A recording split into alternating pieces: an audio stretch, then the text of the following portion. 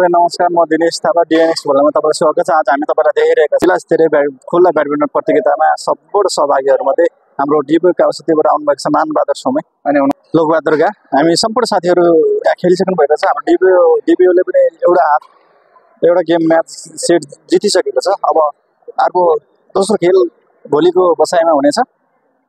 अबको गेम चलिरहेको छ। गेम सके पश्चात हाम्रो मानबहादुर सोमयको टोली गएर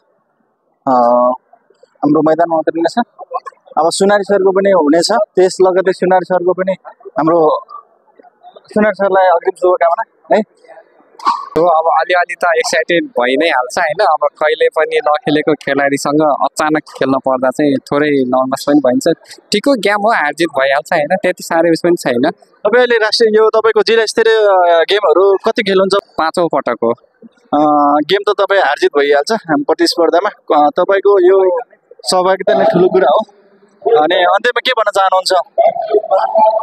ठिक छ, ल बेस्ट अफ लक तपाईँको लागि शुभकामना है त।